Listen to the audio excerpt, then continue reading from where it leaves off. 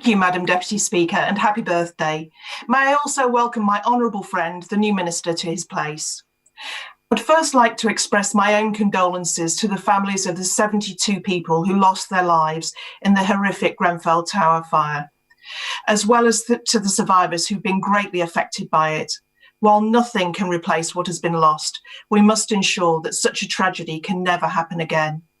To that end, the government has taken and is taking a number of steps to address building safety issues, including taking forward the recommendations from the Grenfell Tower report, banning combustible materials from new buildings, introducing the Fire Safety Bill and later this year the Building Safety Bill, creating a new building safety regulator and a new regulator for construction products, implementing changes to fire safety regulations, and commissioning an independent review to examine weaknesses in previous testing regimes for construction products, and to recommend how we can prevent further abuse of the testing system. I welcome that to date, the vast majority of buildings with ACM cladding have now had it removed or the work is underway, including 100% of buildings in the social sector.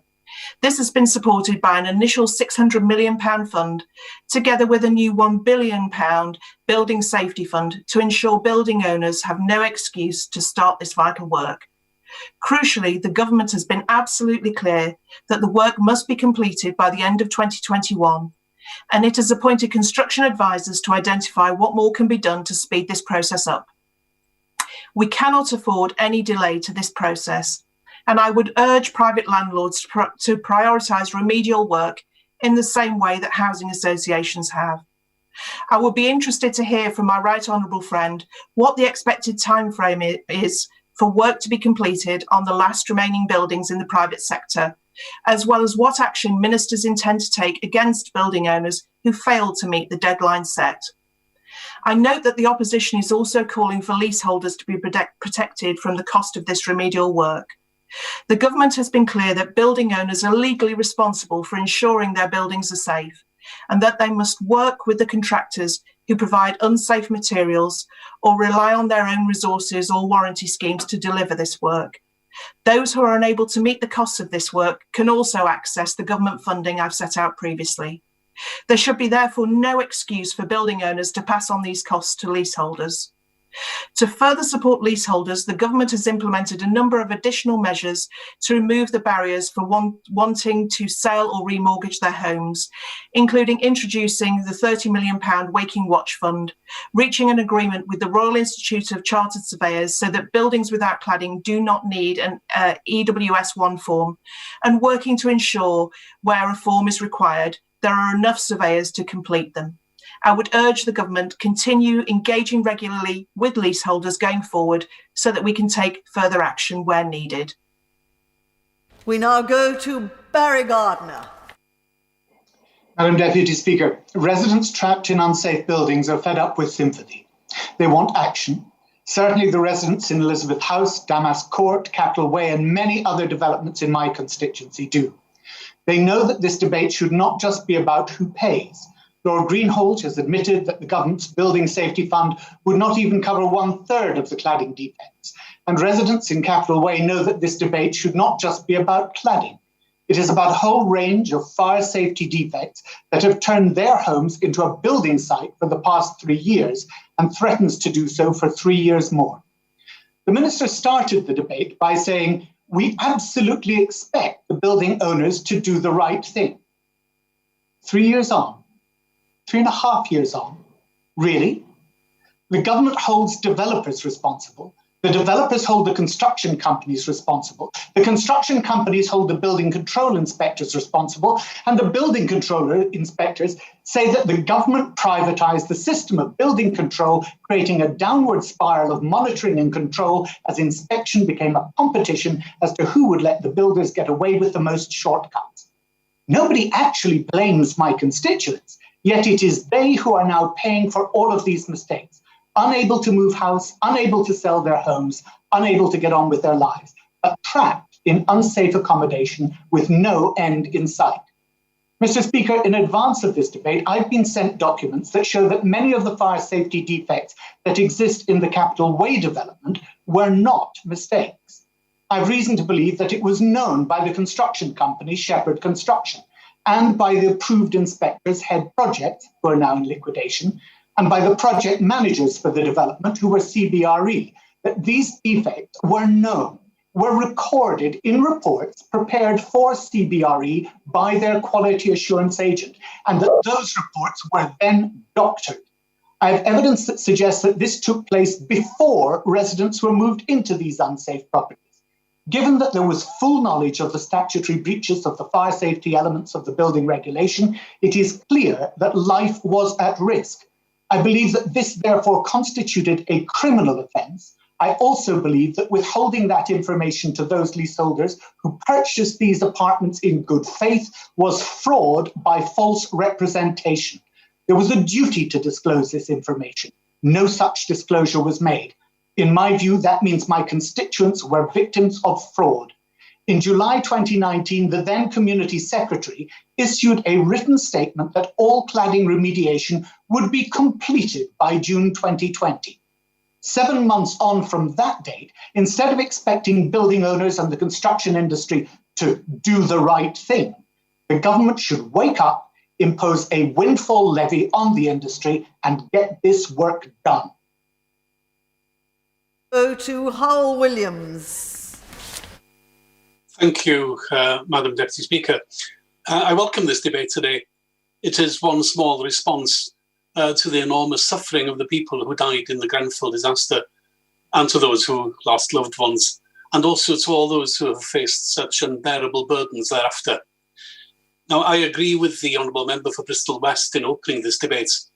All affected homes should be made safe. The victims of this scandal should not be made to pay, and the main players are clearly avoiding their responsibilities. But it seems that she, and indeed the Leader of the Opposition, are unaware that the only Labour government in the UK, the Welsh Labour government, launched its consultation on a new buildings regime only 2 weeks ago, having sat immovable on this issue for over 3 years. For as well as being a desperate, scandalous and unbearable burden for people trapped in their flats in England, from Atlantic Wharf in Cardiff to Victoria Dock in Caernarfon, the cladding scandal affects the whole of Wales. People who bought their homes in good faith being left with properties which are unsaleable, or they face astronomical and unaffordable bills to make their homes safe, with no choice but living in homes that could be fatally dangerous. And for those who have to move because of work or because of family commitments, even that terrible choice is not open to them.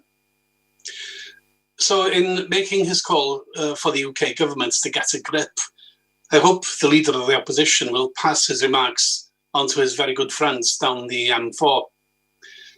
We also heard today that the Leader of the Opposition is calling for a national cladding task force. Now, I'm not sure which nation he is referring to, and perhaps neither is he. But it looks to many people in Wales either like shameless grandstanding ahead of our general election, or just a schoolboy misunderstanding of the nature of devolution. I am sure that he joins everyone else in calling on developers to shoulder the responsibilities, and I hope that he'll press for Wales to get its fair share of any funding to make homes safe. Alas, I fear that neither this Tory government in Westminster nor the hapless Labour government in Cardiff are at all up to the job. Thank you. Thank you. We now go to Nicola Richards. Thank you, Madam Deputy Speaker. People in this country deserve to live in safe accommodation, and I think we can all sign up to this key principle. It's been encouraging to see the government taking forward and implementing the recommendations of the Grenfell inquiry so that lessons are learned and we never see a repeat of the 2017 tragedy ever again. It's true, however, that the right mechanisms and funding sources need to be in place to truly get a grip on this issue and to give tenants and leaseholders the protection they deserve, both in terms of safety and the costs involved in the government's overhaul of building safety regulations. Over the summer last year, I visited Ash and Lacey in West Bromwich East, a manufacturing firm who, as part of their portfolio, manufacture non-combustible components for building exteriors. They are leading the way in these innovative technologies which often exceed industry standards and it was a pleasure to get their thoughts on the current situation. I learned a lot that day. Promoting technologies like the ones produced at Ashton Lacey will be key to the future of our construction industry in this country. And I'm sure the Secretary of State would be keen to accompany me on a visit to their site in West Bromwich as soon as the restrictions allow. I have an example from my own constituency of casework in an area which this government reformed bureaucracy within the EWS1 form process. My constituents' family were effectively left in limbo when attempting to gain this form in order to mortgage their property, where the bureaucracy and expense of securing a form led to lengthy delays and long periods of uncertainty. And I know this is the case across the country. But I'm grateful because MHCLG has stepped in to secure an agreement with lenders that homeowners' buildings without cladding no longer requires an EWS1 form to sell or mortgage their property. So my constituents' family was able to move on with their lives. In addition, where ESW1 forms are required, the government are funding the training of 2,000 more assessors to speed up valuations to address this, and are working with the industry to ensure the highest risk buildings are prioritised first. I commend the Ministry of Housing, Communities and Local Government for introducing the Building Safety Bill, Fire Safety Bill and the consultation on the Fire Safety Bill and other measures across the government. And I look forward to Ministers updating the House on further changes to make homes safer over the course of the year. This year we have an opportunity to completely revolutionise the country's approach to building safely, and I'm backing the government to deliver it. Thank you. We now go to Maria Eagle. Thank you, Madam Deputy Speaker. 3.5 years ago, 72 people lost their lives in the horrors of Grenfell Tower, and many hundreds more survivors were injured and traumatised. We must never forget them.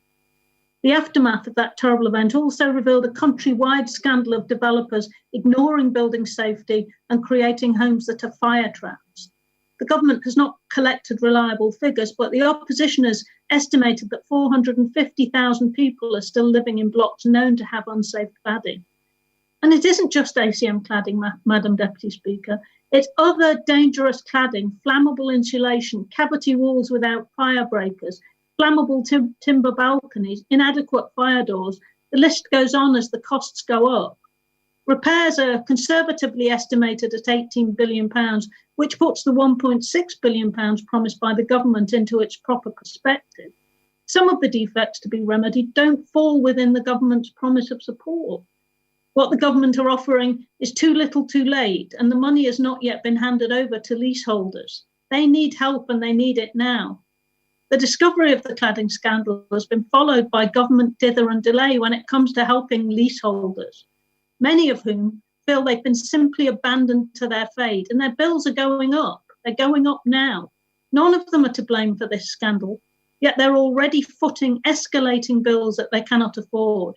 They're ordinary people simply trying to get a home of their own, or flat owners seeking to let out a flat, suddenly finding themselves in a nightmare of unaffordable costs with no way out. They live in unsafe, unmortgageable, unsellable flats with an escalating insurance cost and skyrocketing service charges to fund expensive waking watch patrols, and they're liable to pay for all of the remediation. If a consumer bought a faulty kettle, they'd be entitled to get their money back. But there's no consumer protection for leaseholders, just a bigger bill. It's not good enough. The government must prioritise helping leaseholders with these unaffordable costs as soon as possible. The developers and rule dodgers who installed this dangerous cladding, this flammable insulation, who ignored fire regulations in their development should pay, not the blameless leaseholders. It's not as if some of these people don't have the money. Last July, the Chancellor of the Exchequer provided a £4 billion tax cut to the housing development sector by cutting stamp duty. The Help to Buy scheme has given a huge cash boost to them, so much so that developers between them have made £15 billion in profit since the Grenfell fire.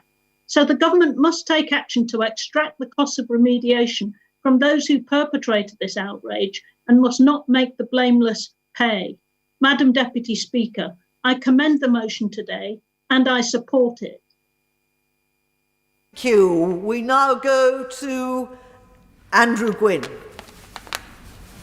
Thank you. It's astounding. No, that's the wrong word. It's shameful that we are still debating the issue of unsafe cladding on buildings. It's 3.5 years since the awful scenes at Grenfell. 3.5 years. And yet for far too many people, they're still living with the nightmare that their homes are wrapped in combustible cladding. And what is incomprehensible is that despite promising that all Grenfell-style cladding would be removed by last June, there are nearly 50,000 people still living in around 165 buildings over 18 metres, which are still covered in the same cladding found on Grenfell Tower. But the scale is even bigger. We know that there are other types of combustible cladding, not all the same as that used at Grenfell, but equally as dangerous. There are at least 450,000 people still living in blocks with all forms of unsafe cladding. And here in Greater Manchester, there are currently 107 high-rise residential buildings which have adopted interim measures as a result of significant fire safety deficiencies. But a further 64 buildings in Greater Manchester are known to have failed the ACM tests with no remedy yet. And another 75 privately owned buildings have fire safety issues which are attributable to other unsafe cladding. Now, I want to be constructive, and that's why I'm supporting the motion tonight. I particularly welcome the call to create a national cladding task force, putting residents at its heart, as they did in Australia. The government's joint inspection team just doesn't have formal enforcement or funding powers. It's crucial that somebody should urgently carry out an audit to establish the extent of dangerous materials on buildings, prioritise them according to risk, and ensure that there is enforcement against those who don't undertake work. We need to protect leaseholders and taxpayers by pursuing those responsible for putting cladding on the buildings, recouping costs through legal action against those responsible. We need an absolute deadline to make homes safe. The Shadow Secretary of State suggests June 2022. I support that. And we need legislation to protect residents from being passed on historic fire safety costs, enforcement powers against building owners who refuse to start work, and we need measures to make it easier to recover costs from bad builders. And there's other calls in this motion to help get the housing market moving again for those trapped in this mess. We cannot afford more inaction. Tonight we have the chance to properly act on this scandal, to take appropriate action, to make all homes safe after 3.5 years. Our constituents and this country deserve nothing less. Thank you. We now go to Rebecca Long-Bailey. Happy birthday, Madam Deputy Speaker. Thousands of residents across Salford live in unsafe homes. They are families, key workers, couples, and people young and old wanting to be part of the vibrant city Salford has become. Many scrimped, saved, pushed themselves to their financial limits to buy their home, and they were assured they were safe, but they weren't. And now not only do they live in fear of their own lives, but they also face financial devastation for a crisis they didn't cause. One high-rise block in Salford estimates fire safety remediation costs of up to £100,000 per flat. Buildings even under 18 metres are failing EWS1, and many residents are also being forced to pay thousands for measures like waking watch and increased insurance premiums. These people are at risk. They are trapped and they cannot move, sell, or even remortgage their homes. Various Secretaries of State over the last few years have made sympathetic noises. They've even applauded cases where developers have stepped up and footed the bill. But sympathetic noises were all they were. The government never legislated to ensure leaseholders did not have to pay. In fact, the draft building safety and fire safety bills presented did quite the opposite. And the Building Safety Fund is sadly inadequate and inequitable. The fund only set aside £1.6 billion for remediating buildings. It was only for cladding, despite the government knowing that this crisis went far beyond this, and it excluded buildings under 18 metres. In reality, the total bill is estimated at around £15 billion for cladding alone. Leaseholders did not cause this crisis. It was not they who breached safety and building regulations. It was not they who signed their buildings off as safe, and it should not be them who pay for this scandal. The government has a moral duty to support today's motion. They have a moral duty to agree to legislate within the Fire Safety Bill the principle that leaseholders should not pay for historic fire safety defects. And they have a moral duty to lead an urgent national effort to carry out fire safety remediation by June 2022, to forward fund this work and to reclaim the cost from those responsible or via a levy on new development. The government's first priority must always be safety and welfare of its people. So in the words of one of my own constituents, I just wish the government would step up and act. Thank you. Thank you. We now go to Gareth Bacon. Thank you, Madam Deputy Speaker, and many happy returns. This is an extremely important and highly complex issue, and at the outset of my remarks, it's important to note what the government have done so far. A £1.6 billion building safety fund has been provided to remove cladding from residential buildings 18 metres and over, and there is now a requirement for installation of sprinkler systems in all new blocks of high-rises over 11 metres. And MHCLG already publish monthly data on all identified high-rise residential and publicly owned buildings where remediation works have taken place or are in progress. The EWS1 form process has been tidied up to a degree, with agreement reached with the Royal Institution of Chartered Surveyors to confirm that buildings with no cladding do not require an EWS1 form. In addition, funding has been provided in order to train assessors to speed up the valuation process, and within 6 months, this will lead to a total of 2,000 additional assessors to help unlock the housing market. Now, these things are a step in the right direction, but they are not the end of the journey, as the government has made clear. Much of the government action so far has been aimed, understandably, at buildings above 18 metres in height. However, up and down the country, including in my own constituency of Orpington, there are leaseholders living in buildings under 18 metres in height that have cladding on them. Under the current EWS1 process, people living in such properties are faced with a nightmare scenario that they cannot remortgage, they cannot move home because lenders will not finance mortgages for would-be buyers, and government support for remediation is aimed at taller buildings. In my constituency, I've been contacted by constituents living in Crayview Close, the Village Hall flats and the flats above Orpington's Tesco's. As I said before in this House, my constituents are trapped and unable to move on with their lives. Indeed, as a result of fixed-term mortgages coming to an end, I note that at least one of my constituents has been raised onto a higher tariff due to the presence of cladding on their building, even though the building concerned is not a high-rise block. In addition, in Crayview Close, the freeholder is a local housing association, and they have confirmed in writing to several of my constituents that all things being equal, costs for future remedial work will fall onto the leaseholders. This is devastating news for my constituents, so I warmly welcome the comments previously made by my right honourable friend, the Housing Minister, that leaseholders should not have to worry about the cost of fixing historical safety defects on buildings that they did not cause.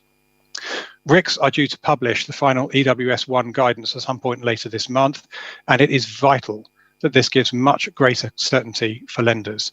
It needs to state very clearly whether an EWS1 form is required for buildings under 18 metres in height, and if it is, the government will need to be very clear in the forthcoming Building Safety Bill how leaseholders will be protected.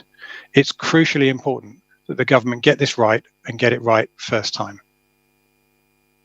Thank you. Now we go to Daisy Cooper. Thank you, Madam Deputy Speaker, and happy birthday. It's 3.5 years on from the Grenfell tragedy, and as time ticks on, the promise of never again is starting to sound incredibly hollow. The daily stress of living in a building that you know could go up in flames is bad enough, but the government's failure to act, its failure to protect people from both the fire risks themselves and the inordinate costs of fixing them, is a disgrace. Suicide, bankruptcy, the threat of professional qualifications being revoked, life savings lost, futures destroyed. This is what tens of thousands, if not millions of people are facing right now. In November of last year, many of my constituents thought they might face rising service charges upwards of £50,000 each. But now they've been given an initial estimate to remediate the cladding on just one block of flats. And it's £7 million for one block, Madam Deputy Speaker. That's between £150,000 and £200,000 per flat. So can you imagine how it feels to them when government ministers try to spin this issue, when they repeatedly claim that 99% of Grenfell-style cladding has already been removed, but fail to mention that this doesn't account for other types of cladding which are potentially just as dangerous? Can you imagine how it feels to them when government housing ministers tweet outrage that leaseholders are being treated badly by building companies and insurers, but then fail to legislate to protect them? Can you imagine how it feels, Madam Deputy Speaker, when the government's own cladding advisor sits on a Zoom call and tells desperate leaseholders whose flats are now worth nothing that on top of their mortgages, his only idea is to give them long-term loans which they'll never be able to pay off? I have now asked the government 3 times to ensure that the House is given sufficient time to debate and vote on the amendments to the fire safety bill that could prevent these costs being passed on to leaseholders. And there are amendments tabled by Liberal Democrats, Labour and Conservative MPs. If the government thinks that these amendments have technical problems, then it should bring forward its own version. I would urge every member on the Conservative benches to vote with opposition parties today to show that they are serious about standing up for cladding victims, and to put the government on notice that if it fails to bring forward its own solution, then members of this House will work cross-party to force this government's hand. Madam Deputy Speaker, the human cost is too high. Cladding victims cannot wait any longer. This cladding scandal has to stop. Thank you. We now go to Julie Mawson. Thank you, Madam Deputy Speaker. No one will ever forget those awful images of the Grenfell Tower ablaze and black and smouldering. Nor will we forget the individual stories of suffering and loss or the pain of the local community. The legacy of Grenfell looms large for all of us here this evening. I know that it's something that daily occupies all those charged with this responsibility in government. I thank the Minister for setting out very clearly that this is a priority for the government and the decisive steps it has already taken. I welcome the very significant amounts, totalling £1.6 billion, the government has allocated to pay for the cladding to be removed so far, and I'm thankful that the vast majority of ACM cladding has already been removed or that work is underway. That the work has already been completed on old buildings in the social sector is a good example set for others to follow too. But of course the government recognises that there is also other cladding which needs to be removed in all types of buildings. And this is also their focus and objective. The Minister was very clear when he told the House earlier that it's the responsibility of building owners to make buildings safe and that the government will work with owners to fulfil their obligations and to protect leaseholders, using both carrot and stick. The related issues along the way are also being addressed in what I would see as a pragmatic and effective way. A £30 million Waking Watch Fund to help ensure that these measures are truly temporary, and work with RICS to address the mortgage issues arising from ESW1 forms. I particularly welcome the independent review commissioned by the government into how some players in the construction industry were able to game the system and play fast and loose with people's safety, abusing the testing system and shaming reputable companies in the sector. There is indeed much work to be done, but we are making progress towards a completion of the vital effort to right the wrongs of the past and to look what improvements need to happen in the future. Madam Deputy Speaker, the events of June 2017 shook this country to its core and fundamentally changed the way we think about safety standards. I welcome the determination of this government to protect leaseholders in both the long and the short term. I know how important it is to help restore that feeling of safety and security for those affected, and I do not doubt the commitment of this government to complete this Herculean task. Thank you. Thank you, Julie. There was a seamless changeover to me during your speech. Video link, Florence Ishalami. Thank you, Mr. Deputy Speaker. This debate is long overdue. I'd like to thank my Labour colleagues for bringing it to the House and for today's contributions from all members, for this is truly a national scandal. Many colleagues have rightly reminded us of the horror and tragedy of Grenfell. They've also spoken about the slowness of this government to recognise the breadth and scale of this issue, its reluctance to get things moving, and the hollowness of its repeated promise that no leaseholder should have to foot the bill. Mr. Deputy Speaker, my constituency of Vauxhall is just a few miles away from Grenfell, but today we still have hundreds of unsafe buildings. I've been contacted by over 200 leaseholders living in more than 26 different housing developments, some with multiple high-rise blocks. Each and every one of them is now spending their third lockdown in homes with serious safety defects, not knowing when their building will be fixed, or even how they're going to pay for it, or why they should pay for it. And in the meantime, they are having to pay interim eye-watering costs to put these interim safety measures in place. One block in Vauxhall has to pay over £10,000 per flat just to install 24-hour waking watch system. Another block has paid £130,000 before spending an additional £40,000 for an alarm system. And these interim costs alone are causing so many leaseholders to become bankrupt, and not to mention the additional stress and anguish. That is why one of the demands today is for a waking watch fund to be fast-tracked to leaseholders as a matter of urgency. Mr. Deputy Speaker, there is so much more that this government can and should be doing to right this wrong, which is the national cladding scandal.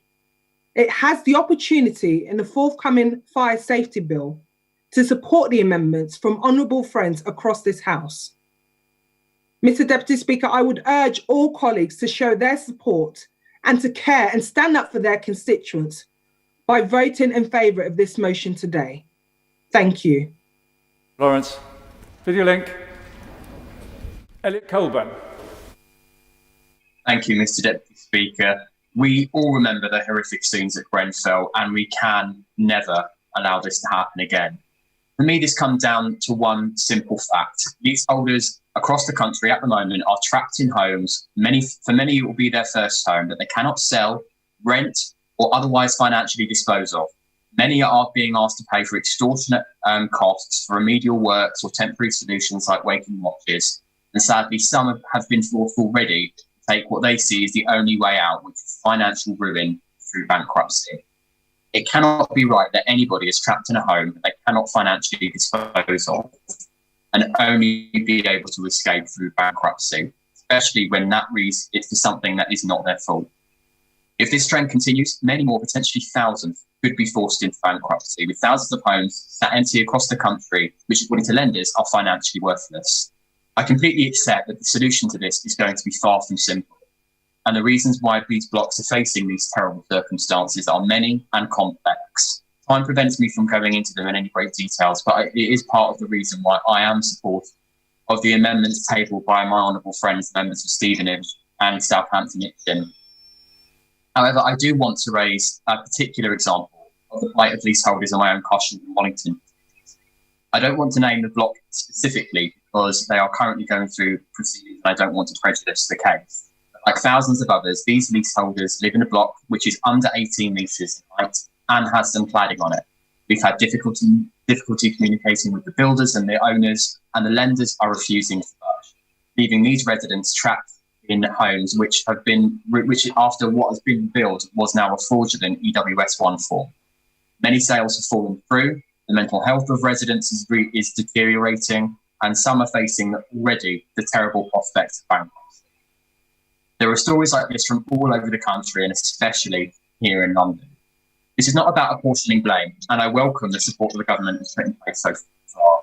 Blocks like mine, sadly, haven't been eligible for any assistance so far, and it's clear that developers, lenders, freeholders, etc., are not stepping up to their responsibilities so far. They are hoping that the government will blink first.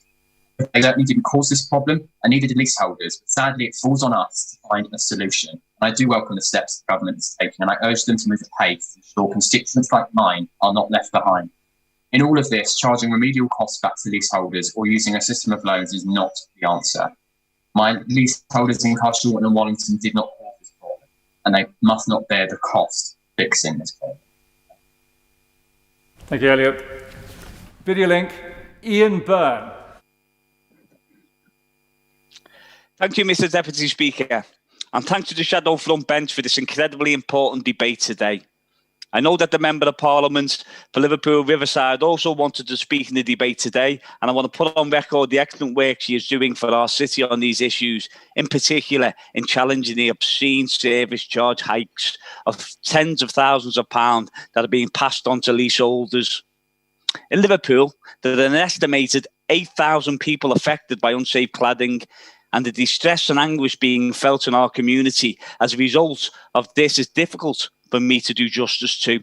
People are living and sleeping in fear, and when they wake up, they feel threatened by the financial costs. Vichyaparna Saha from the UK Cladding Action Group told the Housing Select Committee in a heartbreaking evidence session, "I would summarise my life as pretty much a living nightmare. I have spent every single waking moment when I am not working my day job trying to figure out how I am going to make my home safe without going financially destitute. Unfortunately, my experience is not an uncommon one. It is shared by thousands of people just like me. We are constantly anxious both for the safety of our families living in these dangerous buildings and also the pretty much blank cheque that I were being forced to write to fix defects that were not of our making." The HCLG Committee's November report on the draft Building Safety Bill recommended that the government must commit to the principle that leaseholders should not pay anything towards the cost of remediating historical building safety defects. And in order to provide leaseholders with the peace of mind they deserve, amend the bill to explicitly exclude historical costs from the building safety charge. I urge the Minister to take on board the many powerful contributions that you've heard in the debate today and take up the actions contained in the opposition's motion. How can the government sleep easily in their beds knowing that thousands of tenants and leaseholders cannot sleep at all? Thank you, Ian. Video link, Nicola Richardson. Thank you, Mr. Deputy Speaker. We have all heard the adage, an Englishman's home is his castle. I'm sure there must be a more gender-inclusive update of this saying, but nevertheless, it's as true today as it has always been, which is why so many aspire to be homeowners. But it goes deeper than aspiration. It's about meeting our fundamental needs as human beings. Abraham Maslow identified with his hierarchy of needs that housing is vital for shelter, security, stability, a place to love and nurture our families, and a way of being rooted that gives us a feeling of belonging to our communities. I was pleased to hear my right honourable friend, the Housing Minister, recognise this in his opening remarks. So when an event as devastating as Grenfell happens, for all those who sadly perished, for those left behind, and for the scars etched on the community, it is right that we move swiftly as possible with inquiries and implement lessons learned. I'm pleased that in conversations I've had with the Housing Minister, he is very mindful of the need to bring forward legislation, but that the complexities of cladding on buildings and all sectors involved in remediation requires it to be done in a comprehensive and thoughtful way. While the subject of the debate today is not a widespread issue in Guildford, I speak on behalf of my constituent, Jasmine. Jasmine is a single mum who, through a change in her personal circumstances, bought a flat through a shared ownership scheme, works hard with the dream of fully owning it and having something to pass on to her daughter one day. The 4-year-old building she lives in has failed to receive an EWS1 form because of insulation under the cladding. She is very concerned that all the time and energy and effort she has put in could leave her bankrupted if she is presented with a bill for remediation and stuck if she is unable to sell. This has been made more difficult by the fact that the Housing Association has been silent and the developers have refused responsibility for remediation. I thank the Minister for the understanding he has shown of how much this wide issue impacts lives and urge him to continue to speak to all the sectors involved so that a solution can be found for my constituent and many like her in the country. But Mr Deputy Speaker, it's not just for Jasmine I speak. I'm mindful of new developments proposed in the heart of Guildford, which will be built upwards. I hope it will be reassuring for my current and future constituents to hear of the announcement of a building safety regulator and a construction products regulator.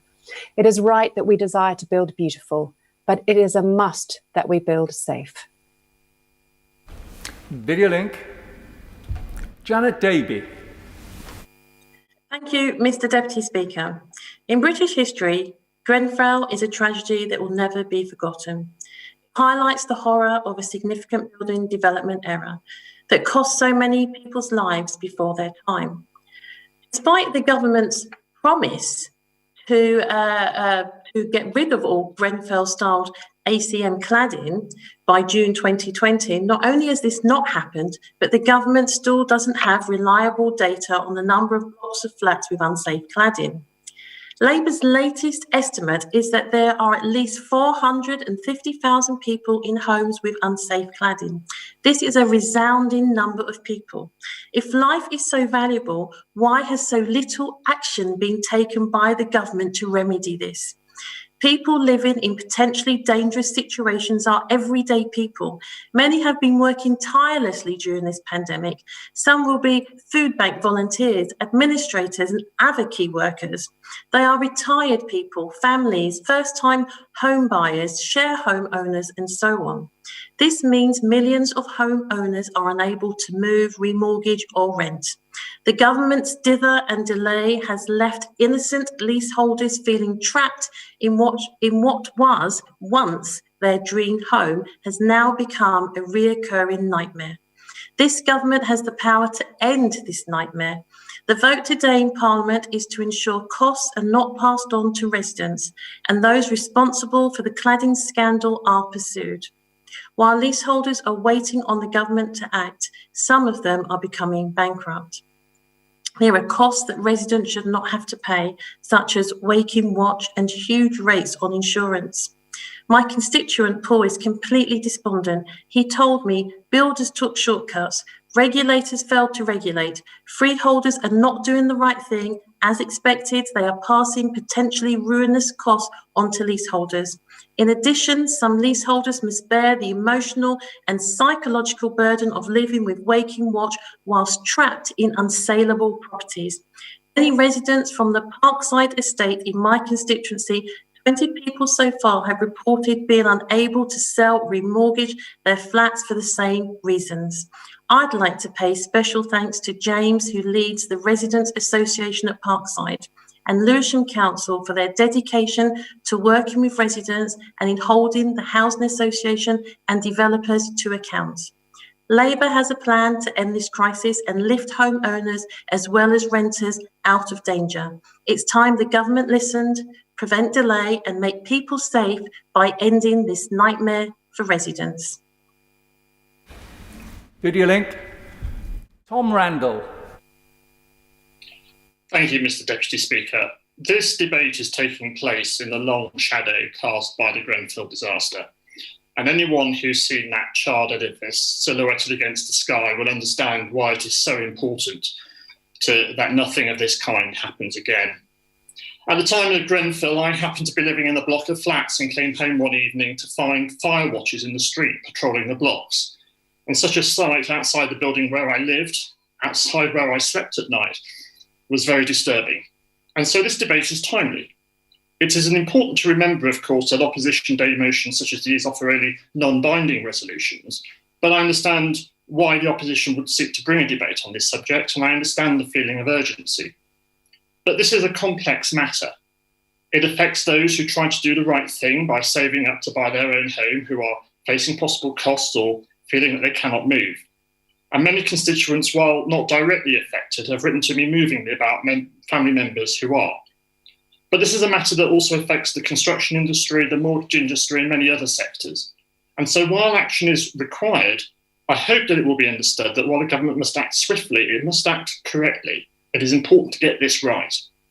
And I'm reassured that ministers understand the importance of this issue and are working quickly to resolve it. It's important that new buildings are safe, and the Building Safety Bill will raise building safety standards, and particularly for high-rise buildings. And this legislation, the Fire Safety Bill and other measures across government will mean high-rise buildings are safer.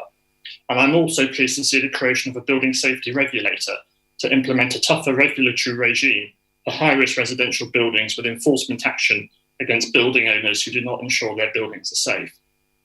But we also need to ensure that existing buildings are safe as well. And I'm pleased to see the government has created a building safety fund with £1 billion of funding to cover the cost of removing unsafe cladding on buildings over 18 metres. I understand the applications for this fund have been extended to hopefully increase the number of buildings that will have their cladding removed. And the government's also taken steps to remove aluminium composite material, or ACM cladding, that was used on Grenfell as a matter of urgency. And a £600 million fund has been made available to remove all ACM cladding from all types of buildings over 18 metres. And working with building owners, the government has made good progress in removing that, including on all sectors in the social rented sector. There is a lot of work to be done on this issue, and I'm sure that it will be considered at greater length in the Fire Safety Bill when it comes back to this House. And I look forward to further statements from the government on this very important matter in due course. Video link. Daniel Zeichner. Thank you, Mr. Deputy Speaker. We've for some hours now been hearing accounts of those whose lives are being ruined by an appalling situation caused by a mixture of deregulation by government, then greed of some developers and their failure to take responsibility, and then continued inaction by government to address the situation. In my almost 6 years as an MP in a city that has seen much new house building, these failures are sadly all too common. And it isn't just the cladding issue, serious though that is. It's the abuse of leasehold that sees people trapped with unexpected and inexplicable charges. It's the frankly dreadful standards of some construction. I was staggered to visit a very expensive property in the centre of the city a few years ago, which had to be completely rebuilt twice because of basic and fundamental errors in construction, causing huge heartache and distress to the owners. Made worse by the almost sure knowledge that adjoining properties were likely no better, but their owners couldn't face the huge battle to try and get redress. And all this against a backdrop of huge profits and fantastic so-called bonuses for individuals at the top of some of these companies. And also against a backdrop of deregulation of building controls and inspections that creates the perfect environment for such abuse to flourish. And all under the watch, or I'm afraid lack of watch, of a government happy to take political donations from these people. Frankly, it stinks. And people in that sector need to think very hard about their responsibility. We've heard much about the cladding issue, and we know that it's left people marooned and trapped, unable to sell, unable to move, their lives put on hold, often with the spectre of endless bills to pay for faults not of their making. In Cambridge, I've had numerous representations from residents of the Kaleidoscope estate. Residents rightly tell of their own circumstances, young mums whose dream homes have turned into a nightmare. Sadly, it's not the only development. The flagship Belvedere has been a problem since Grenfell. Pym Court, the Grand Central development. I'm afraid I don't have time to list all the problems. Problems made worse by the abject failure of the NHBC guarantee and the consistent failure of developers to take responsibility. And if it wasn't for Brexit and COVID, my guess is that this national scandal would have got the attention it deserved earlier. The leader writer in the Sunday Times had it right yesterday.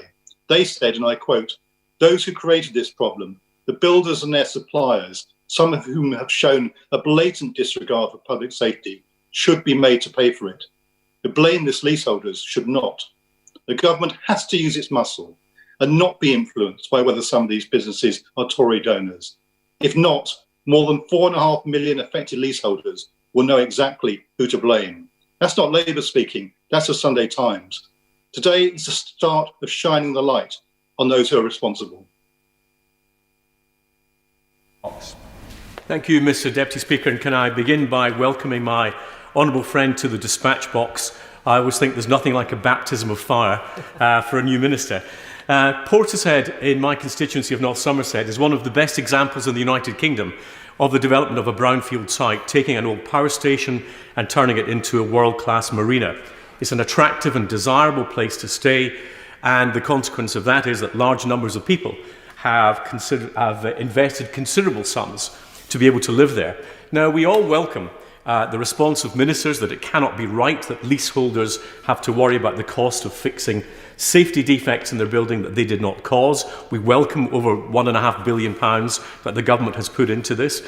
But it cannot be right that all the burden for remediation falls on taxpayers.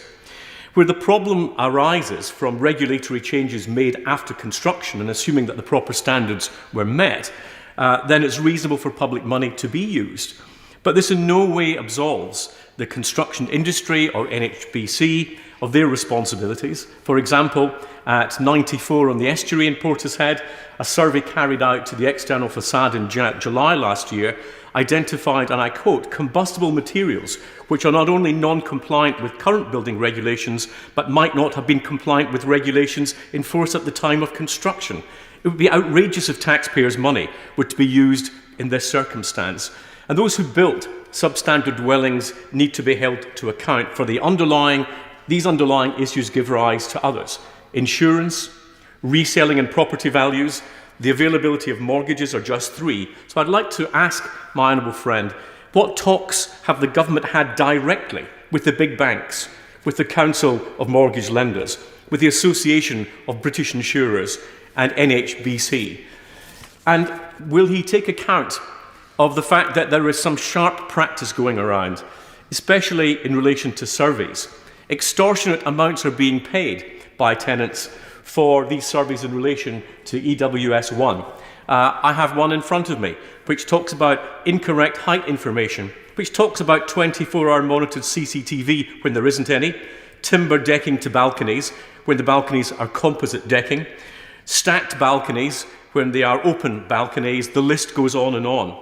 And in formulating the response to the consultation, which we look forward to hearing, can I just say to my honourable friend that this is not just about buildings. In fact, it's not about buildings, it's about people. It's about their hopes and their fears, it's about their savings, it's about their future. All the government's instincts on this issue have been right, and the amount of money put aside is generous. What we now require is not good intentions, but delivery. Charlotte Nichols. Thank you, Mr. Deputy Speaker. I'm glad to be able to speak on this important subject, although to call it a debate might be to slightly over-dignify it. Labour's argument that dangerous cladding must be addressed urgently with upfront funding and money sought from those responsible for building unsafe properties is so indisputable that the government is not planning to oppose it today. But nor are they willing to accept it and to turn it into action, to actually help leaseholders and people living in potentially dangerous flats. We all have examples in our constituencies and constituents worried about their children trying to get onto the housing ladder elsewhere. The Honourable Member for Gedling underlined the importance of getting it right, saying that this accounts for the delays that we have seen so far. But our constituents deserve better than the lack of action in the 3.5 years since Grenfell. It's not nearly good enough. If anything, residents' worries have grown even more acute during the pandemic, when so many people will have been forced to stay at home day after day, week after week.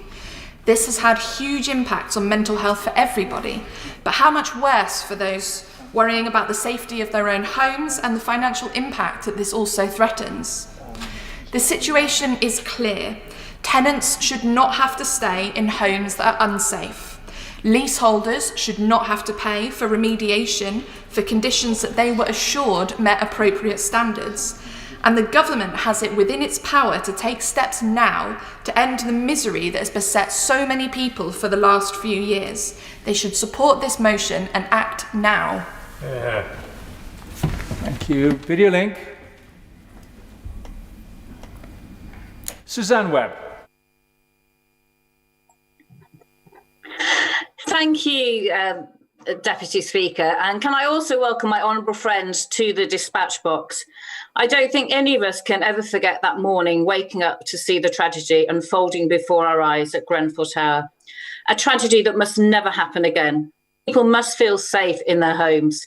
We must make it a priority to ensure it never happens again, and what steps are put in need to be right. Since the tragedy, 1.6 billion has been made available to pay for cladding to be removed for those living in potentially dangerous buildings. Alongside this, delivering the biggest changes in building safety in a generation. Introducing new laws to ensure people's homes are always safe, vital work which continued throughout the pandemic. These commitments will drive up building safety standards and make people's homes safer while protecting those least able to pay from having to foot the bill.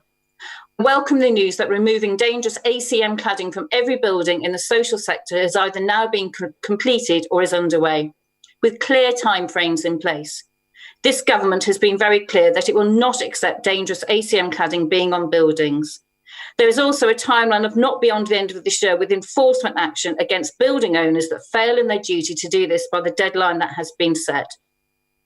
Whilst 1.6 billion has been made available from the government, this vital work can be funded from other sources, including warranties, building owners and developers, and that the industry need to pull their weight to make this happen.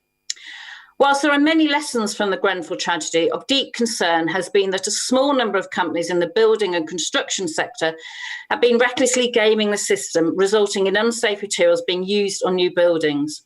I'm hearing also that there are those in flats that are bought on a leasehold basis that have faced several additional unforeseen costs that have arisen because of their building contains cladding, such as waking watch costs. I'm shocked by the scandal of these waking watch fees.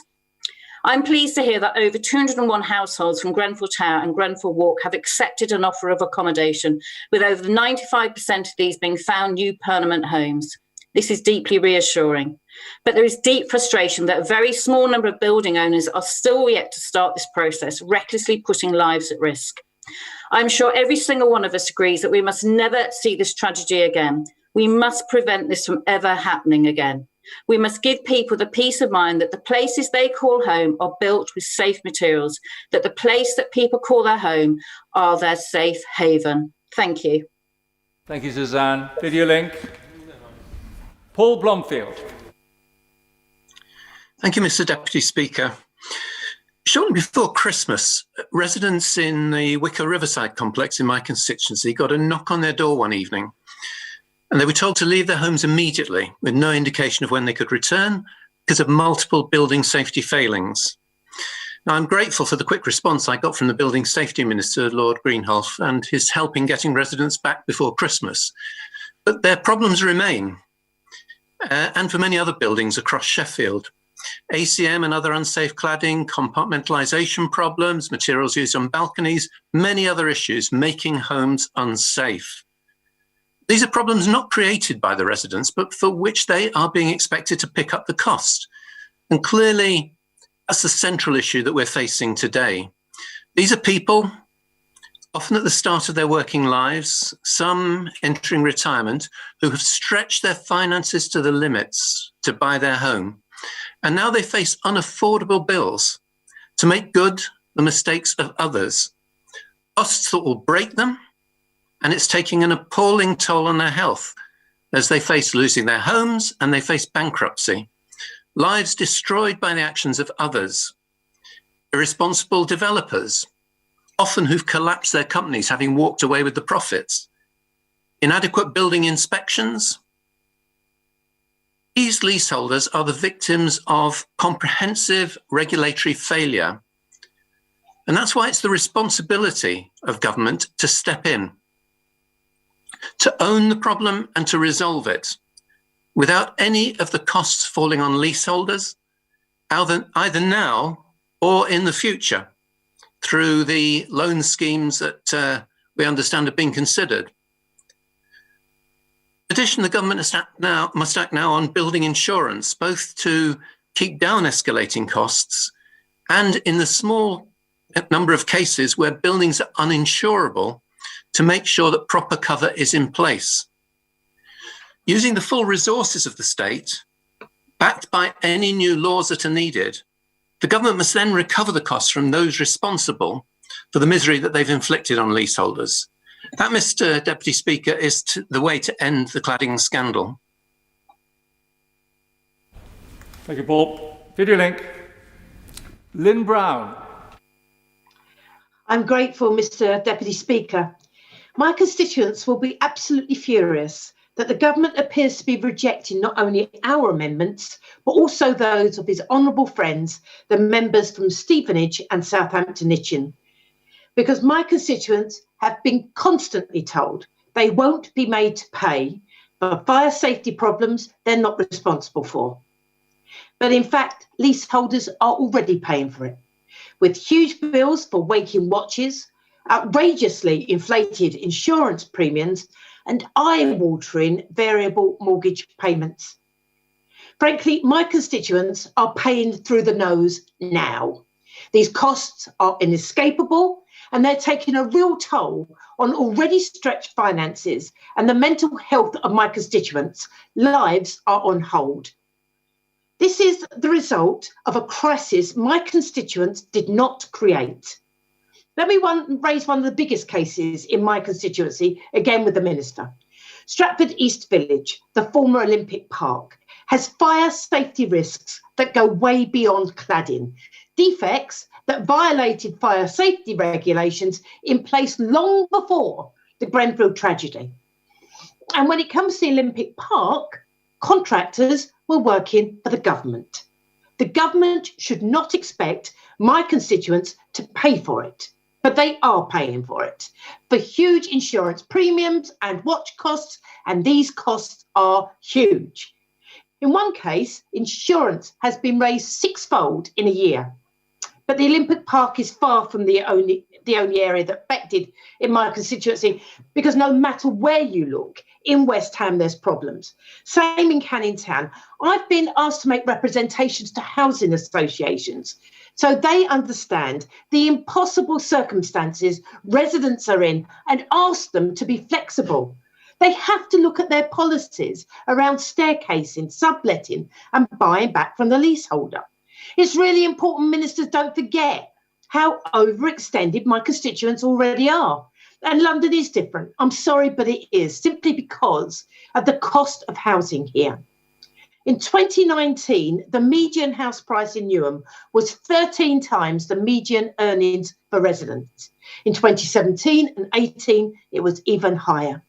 It's the legacy of utterly unaffordable housing. When you add in the recession and the financial impacts already experienced, threatening leaseholders with further costs just isn't fair. It's cruel. Video link. Thank you. Thank you, Lynn. Nikki Aiken.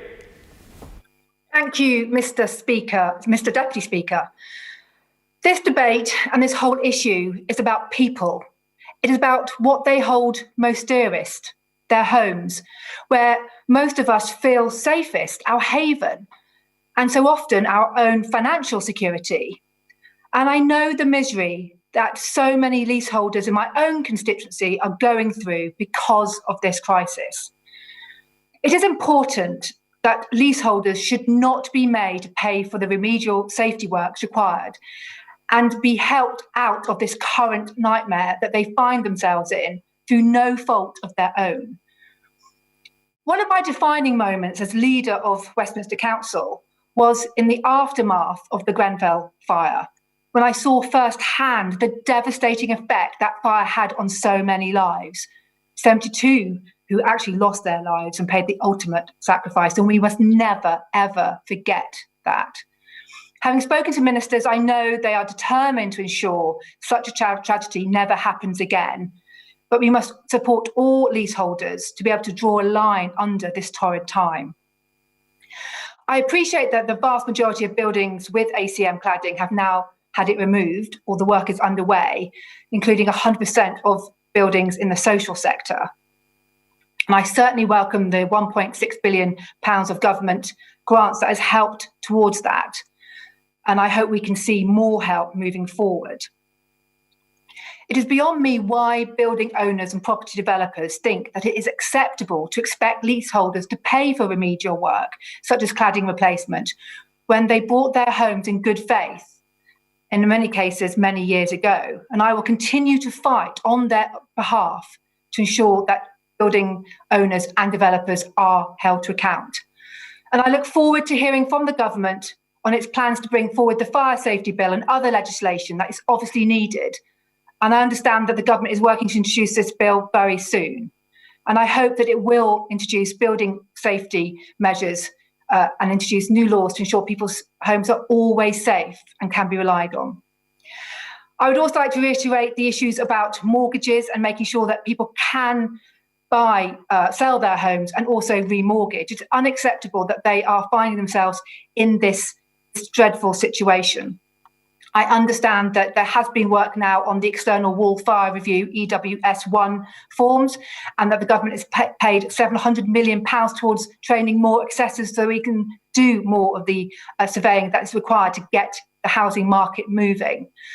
But I would like to end by saying that leaseholders should never have been allowed to be put in this position. These building materials should never have been allowed to be used on these buildings. And I do welcome the opportunity to discuss and debate this subject today. And I really do hope that the government continues to listen and will bring in fire safety measures as soon as possible so that this dreadful tragedy of Grenfell can never happen again. Thank you, Mr. Deputy Speaker. Thank you, Nikki. Video link. Lloyd Russell Moore.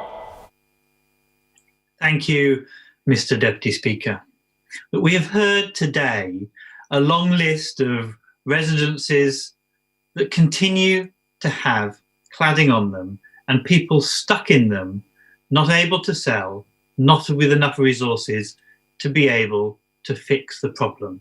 And I, of course, also have two serious cases here in the constituency and many other more minor cases, Royal View and Grand Ocean, to name a few. One of the big problems is this arbitrary limit on size that the government have introduced, meaning that whilst hundreds of flat owners in taller blocks might receive some support, in the shorter blocks that might still have decent safety concerns and not be able to sell their houses, get mortgages, they are stuck. It is not right. It is not right, in fact, that anyone should have to pay as a leaseholder for these mistakes. But these were mistakes of deregulation and not allowing independent assessment that multiple governments took part in. And we collectively must now make sure that we fix that. And how we fix that is by making sure our government, irrespective of what party holds those reins at the time, our government, our nation's government steps in. For what is government for? It is for making sure our people are safe from external threat and internal threat. And the problem is currently they are not safe when they live in these buildings. Their finances are not safe. The government must act as the underwriter in this case. The government, of course, must protect the public finances and pursue through the courts, through legislation, through levies, through other means to get the money back. But they must make sure no individual is harmed. It is not good enough just to say that leaseholders shouldn't pay. It is a very popular method of organisation, of course, leaseholders with a share of freehold. A number of blocks in my constituency are like that. But they weren't the builders. They weren't the contractors. They weren't the people who made this mess. They got their surveys done and in good faith they bought, and often they bought to the limit because they wanted to get on that ladder. And we now have insurance issues. And of course we know that there are wider leasehold reforms needed. But it is not right that the government allows people to suffer as they are at the moment. And for opposition days, they always used to be binding, if not at least morally, on a government. Let's do the right thing now and support our leaseholders. Video link. Catherine West. Thank you, Mr. Deputy Speaker. Just as with COVID, the government has been too slow to deal with the unravelling building safety crisis. 3.5 years on from the devastating Grenfell tragedy, hundreds of thousands of people still live in unsafe homes and millions are caught up in the wider building safety crisis. Government inaction has left innocent leaseholders facing lockdown, trapped in flammable homes, paying colossal bills for repair work, in some cases bankruptcy, and hundreds of pounds per month on interim safety measures such as waking watch. 15 times ministers promised to protect leaseholders. Today, a vote will be forced in Parliament to ensure that costs are not passed on to residents and that those responsible for the cladding scandal will be pursued. The motion is a good one, calling on the government to establish a proper audit of the risk, to provide upfront funding and to protect leaseholders from the cost by pursuing those responsible for the cladding crisis to get the job done. Today, I wanted to mention my constituents in the London and Quadrant apartments, including West Point, Saxon Chase.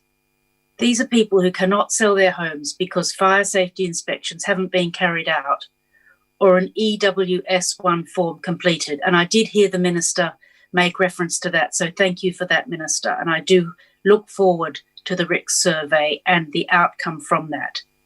Residents in properties in Wood Green who have been asked by their freeholder to pay £10,000 between them for a fire risk assessment, who says, if I cannot pay the bill for remedial works, the freeholder can bankrupt me and make me forfeit the lease, making me homeless in retirement. I worked for 45 years paying income tax, national insurance, mortgage payments, service charges, council tax, and other housing costs, yet I now face possibly losing my home because the government decides that leaseholders should pay for the failings of builders, freeholders, and government regulations. And residents in Clarion Property 1 the Roundway haven't been able to sell or remortgage following an EWS1 assessment in 2019. And furthermore, residents in Muswell Hill living in a new block where internal fire safety protection was not put in properly. Incredibly costly to put right. And the residents are making a claim to the NHBC through a solicitor but are worried what the outcome will be. Mr. Deputy Speaker, we're all aware of the immense stress of coronavirus and the public health crisis. Let us today not add more pressure to people already under strain. Let's vote for the motion and get this done. Video link. Lillian Greenwood. Thank you, Mr. Deputy Speaker. As I think the 73rd speaker in today's debate, I don't think I'll be making any unique points, but I am pleased to have the opportunity to add my voice to those calling on the government to act to ensure that all my constituents are safe and to act to protect our constituents from unfair charges. I've been contacted by numerous leaseholders who are facing unacceptable pressures. They describe panic attacks, sleepless nights and tears, living in fear of fire and in fear of looming bankruptcy. For example, my constituents who tell me that their building, a recently converted office block, may qualify for a proportion of the non-ACM cladding fund, but it's also fraught with a myriad of other problems, including missing cavity barriers and substandard fire doors. They're already facing bills for waking watch costs and for survey work. They anticipate that their building insurance will increase by 200 to 300% this year. My constituents say this is weighing heavily on my and my wife's minds. I purchased a newly converted flat. I had a survey. I did the due diligence. My constituents did nothing wrong, yet now they face crippling upfront charges. And of course, they aren't the only ones whose dream home has become a nightmare. No fault of their own. And yet developers and property owners seem to be getting away with it. Those leaseholders need your help, Minister. The government should and could pay the upfront costs and ensure that developers and building owners are held to account and pay for the remediation measures needed. That's what's needed. That's what this motion seeks to do. I hope that all those who want to protect leaseholders will support the motion tonight. As I do, Minister, I look forward to your response And I know that my constituents are listening to you, to this debate, because they know that the only hope of them getting out of what is an impossible situation is for the government to act, and to act quickly. I hope you will take the opportunity to do so. Thank you. Thank you, Lillian. Wind-ups. Mike Amesbury. Thank you, Mr. Deputy Speaker. And may I welcome the new Minister to his place. I look forward to working together constructively over the coming years. As we've heard this afternoon, nearly 4 years on from Grenfell Fire, where 72 people tragically lost their lives, hundreds of thousands of people, the length and breadth of our nations are living in buildings wrapped in flammable cladding, constructed without fire breaks, insulated with inappropriate materials, paying thousands for round-the-clock waking watch schemes, with insurance premiums going through the roof. This is the nightmare that is the cladding scandal, a nightmare magnified by the need to seek sanctuary in our homes during this pandemic and successive lockdowns. Listening to the debate today and the insightful contributions from the 71 members, from the 71 honourable and right honourable members from across this House, two questions come to mind. Number one, are buildings and people, very importantly people, living in them markedly safer since Grenfell? The answer is clearly no. And number two, has the government's response been extensive and at pace? Certainly not. The Honourable Member for Leeds Central highlighted the tragic case of Hayley. She had a dream of home ownership. She had a brand new flat. And then welcome to the nightmare that is a cladding scandal. She's now declared bankruptcy. And that was highlighted in the BBC only yesterday. The Honourable Member for Lewisham, West and Penge referred to the case of a young couple, a heartbreaking case in her constituency, where they're now unable to sell their flat to move on with their young family because they're trapped by the EWS chaos and the government's advice note 14. And like the 16% of households, this needs to be fixed, certainly by substance. I hope the new minister brings that to his post, rather than a ministerial press release. And the father of the House rightfully highlighted the nightmare, which are insurance premiums, going up at astronomical rates. The member for Ladywood also referred to this. In fact, there's one such case in her constituency, that's Brinley House, where they've had a 1,300% increase in insurance premiums. And only yesterday, I had constituents of Weaver Vale and certainly of Halton, of my honourable friend, referring to a 1,000% increase at the decks in Runcorn. Some of the many aspects of the cladding crisis that members across the House are certainly very familiar with. I will give way to my honourable friend. I'm grateful. I've had a number of constituents contact me about problems they've been facing, having to pay for removal of dangerous cladding, put their lives on hold, they've not been able to get out of dangerous relationships, and does he agree with me that it's down to the government to do more action to make sure that those responsible actually pay for the removal of the cladding? I do agree with my honourable friend. It certainly is time for the government to get a grip. It would be remiss of me not to highlight and thank those campaigners who will keep on pressing for justice and change. Grenfell United, End Our Cladding Scandal campaign, the All-Parliamentary Group, the Select Committee, Inside Housing, the Sunday Times, the Mail and the Mirror, all highlighted stories bringing the hundreds of thousands of voices alive in this chamber and beyond, those trapped in the thousands of buildings up and down the country and this land.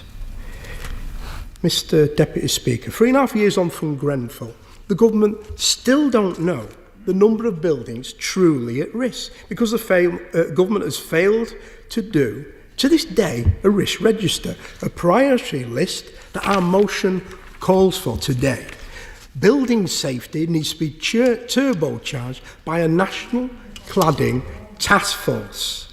So, Mr. Deputy Speaker, what created the building safety or cladding scandal in the first place? Well, firstly, I suggest the regulatory regime of the past. And secondly, highlighted by many members from across this House, some in the industry, whose purpose is to maximise profit margins to such an extent that the moral compass of humanity, the safety of people and their quality of life, or even the right to life itself, is not even an afterthought, as illustrated by the evidence presented so far to the Grenfell inquiry. This crisis certainly isn't the responsibility of innocent tenants and the millions of leaseholders now living in zero-rated flats, mortgage prisoners as a result of this scandal. A point made time and time again by honourable members across this chamber today. They can't pay and they shouldn't pay. Our motion, a clarion call to all across this House this afternoon, will enshrine that principle into the building safety landscape. The government's response so far to the crisis has been one of dither and delay, with legislation coming down the line and a building safety fund as a reaction to determined campaigners and strong voices in Parliament. But the size and scope of this fund is nowhere near sufficient, and remediation of buildings has been carried out at a snail's pace. Despite the recent spin from government ministers that nearly 60%, despite the recent spin from government ministers, nearly 60% of private sector buildings identified with Grenfell-type cladding are still wrapped in ACM. On the Building Safety Fund, 2,820 applications have been made, with only 405 proceeding with an application for funding so far. This funding will only cover around 600 buildings, and only those that are 18 metres and above. A system of first come, first served, with gagging orders and chaos hardwired into the system. Minister, nobody will be silenced, and the chorus for justice will be getting louder and louder and louder. On that point, I thank and commend my honourable friend and the Shadow Housing Secretary, and indeed the Leader of the Opposition, for having a clear plan, because at this point in time, the government hasn't even ascertained the extent of the problem. So does my honourable friend agree that the Prime Minister, who has been conspicuous by his absence, needs to issue a statement, needs to show a clear plan, because this crippling cladding crisis is having a debilitating impact on millions of our constituents? I thank the Honourable Member for his intervention, and I certainly do. Over the past few months, ministers have started to publicly roll back on their previous promises to protect leaseholders from historical remediation costs. Statements made at least 15 times in the public domain. They now refer to affordable, reasonable and fair costs, as pointed out by my honourable friend and the chair of the Select Committee. At the same time, their appointed advisor, Michael Wade, has been devising yet another way to pile the costs on hard-pressed leaseholders. A 30-year loan costing thousands of pounds a year, a mini-mortgage on top of existing mortgages, waking watch and astronomical insurance costs. Welcome to the cladding tax. Their draft building safety bill even attempts to enshrine a building safety charge into law with clauses 88 and 89, a charge that will be imposed on leaseholders, and a proposal that's gained considerable opposition from all sides of this House in the form of amendments to the Fire Safety Bill and undoubtedly the Building Safety Bill. And yes, these benches will be supporting the amendment, the McPartland Amendment for the Fire Safety Bill. In conclusion, Mr. Deputy Speaker, today members across this House have the opportunity to come together, stand up for your constituents that happen to be leaseholders, and to protect them with deeds in the division lobby and not just words. Send a message to the Prime Minister and the Housing Secretary to change track, turbocharge building safety with a national cladding task force, fund works up front, and then recover from those who are responsible for this mess. The polluter pays. Set a hard deadline of June 2022 and pursue those relentlessly. This is the way that we create pace. This is the way we protect the public purse and leaseholders. And this is the right thing to do. Support this motion. Yeah. Minister.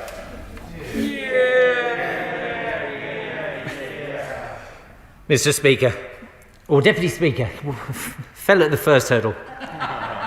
Mr. Deputy Speaker, let me begin by thanking honourable and right honourable members from across the House for their contribution to this very important debate today. For my part, Mr. Deputy Speaker, it's 410 days since I've been called in this chamber to contribute to a debate, and I never would have thought at that time that the next time I got called, I'd be speaking from the dispatch box and responding to a debate on behalf of the government. My parents would have been very proud. And in particular, Mr. Deputy Speaker, it's a privilege to me to respond to this debate. There have been some comments on social media about the fact that I've only been a minister for 15 days and therefore perhaps I don't deserve the opportunity to respond to the debate. Well, to that I would say, in the time that I've been in the House, building safety has been something that has been incredibly important to me. I brought a 10-minute rule bill which was seeking to tackle what I described as the invisible killer of carbon monoxide poisoning. And in many ways, that description could also apply to ACM materials as well, as we've discussed this afternoon. So I couldn't agree more with the frustrations that have been expressed by members on both sides of the House. Now, during the course of the debate, and unfortunately I'll be partly guilty of this myself, there's lots of talk about the tens of thousands or hundreds of thousands of people impacted and the millions, if not billions of pounds of money that the government is applying to solve this problem. But actually, let us remember that it comes down to individuals. Now, in her opening comments, the Honourable Member for Bristol West mentioned Hayley's story, and others did too. The Honourable Member for Glasgow West mentioned Sophie, and the Member for Berwickshire, Roxburgh and Selkirk mentioned the youngers from his constituency who have bought a property in London. This is all about the plight of individuals, and I feel that very personally myself in my responsibility as a minister. And with regards to the comments that were made, and perhaps I felt this strongest when we heard for the Honourable Member for Kensington, I'd only been an MP myself for a matter of weeks when we had the terrible Grenfell tragedy. And I'm grateful to her for the work that she's done, picking up the role now of working with the families of survivors from that tragedy in order to press their case. And I know she does that assiduously, not just with ministers in MHCLG, but with the Treasury as well. So yes, we've seen some developers and building owners take responsibility for correcting these defects. That applies to more than half of the high-rise private sector buildings with ACM. Warranties have been honoured and legitimate costs recovered by the original contractor has happened, and that is how it should be. But that is far from the whole story.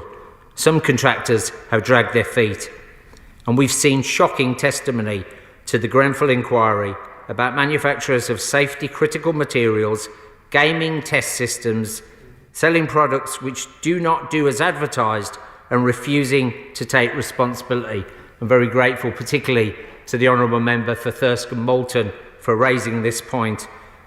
Although I hope the House will understand there's a limit to what I can say about that inquiry. But for its part, the government has a very clear position, putting lives at risk, ignoring safety regulations and shunning those responsibilities is not acceptable in any way at any time. No contractor should ever feel safe engaging in this disgraceful behaviour. And no one should ever feel unsafe in high-rise homes as a result of contractor error or malpractice. That is what the government is determined to achieve. And we've taken concrete steps not only to hold those responsible to account, but also to fix problems that have come to light as effectively and as quickly as we can. That is what our building safety programme is designed to do. Established within days of the Grenfell Tower fire, it's about making homes safer as quickly as possible, focused on the most unsafe homes first, ensuring residents of high-rise blocks of flats are safe and feel safe now and in the future, and ensuring that a tragedy like Grenfell never happens again. This is a matter of the highest importance. It's not a matter of party politics. Now, several members during the course of the debate, including the Honourable Member for Bristol West in her opening comments, members from Hampstead and Kilburn, Slough and Salford and Eccles, mentioned the Waking Watch Fund, some of them grateful for the £30 million that the government has provided. Although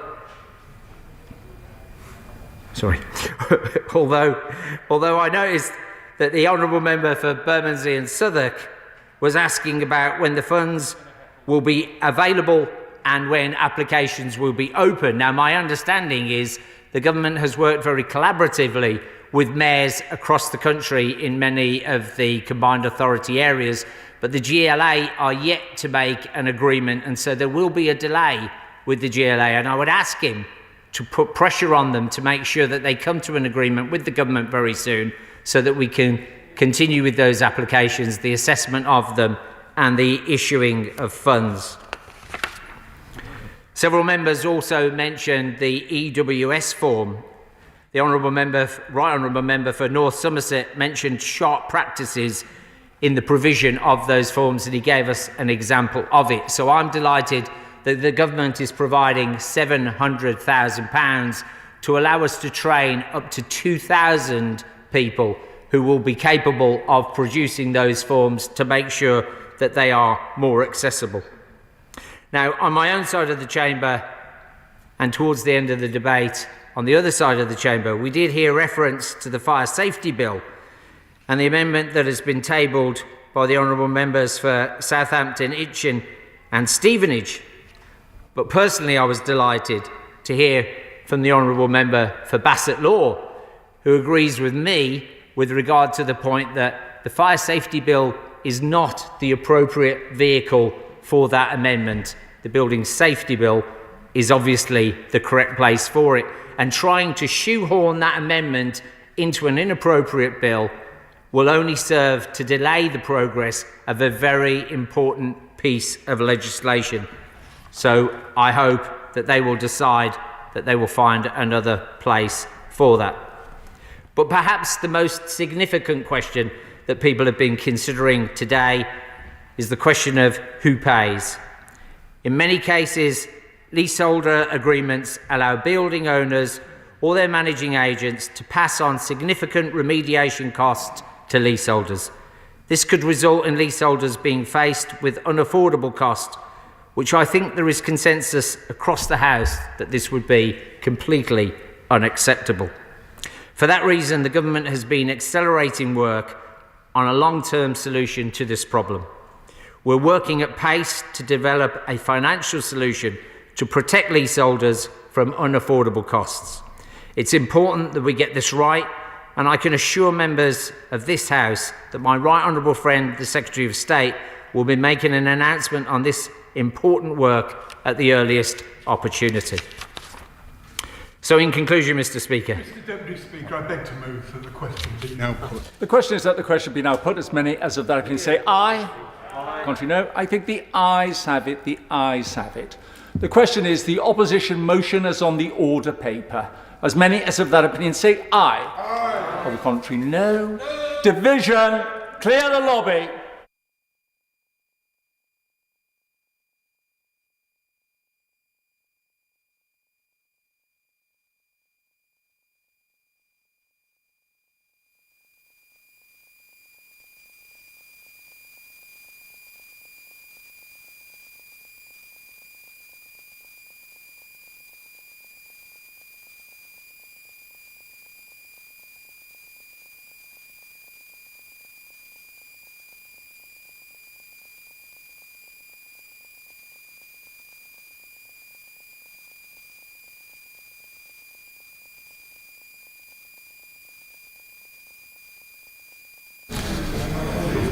Order.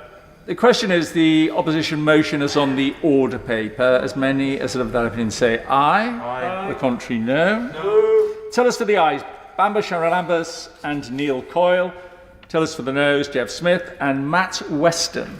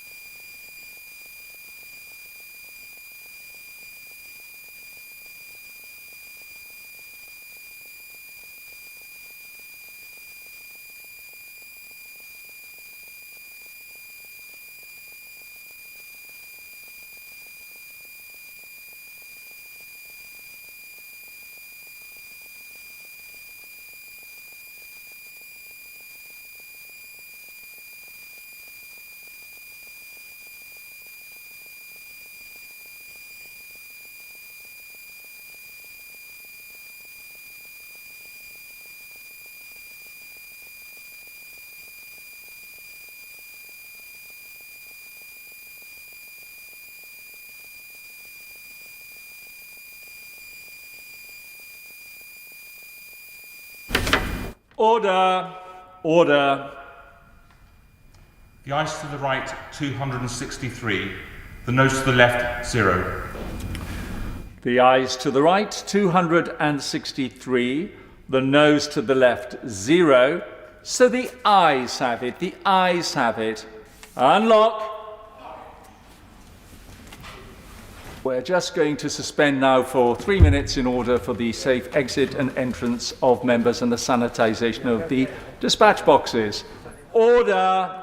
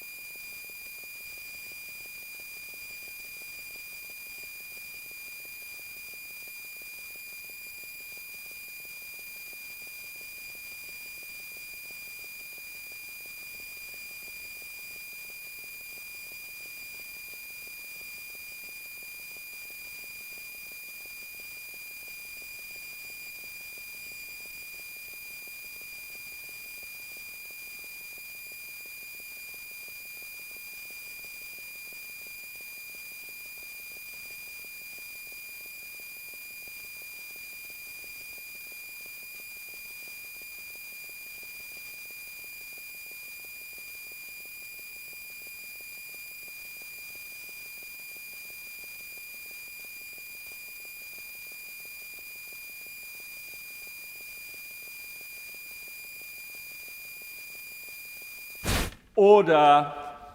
Order. We now come to the second Opposition Day motion on COVID security at UK borders, and I call Nick Thomas Simmons to move the motion.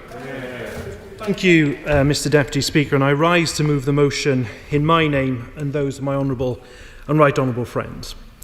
And today, Labour calls on the government to immediately introduce a comprehensive hotel quarantining system for arrivals into the UK, securing the country against import of new strains of the virus and maximising the effectiveness of the country's vaccination programme. And we call on the government to publish the scientific evidence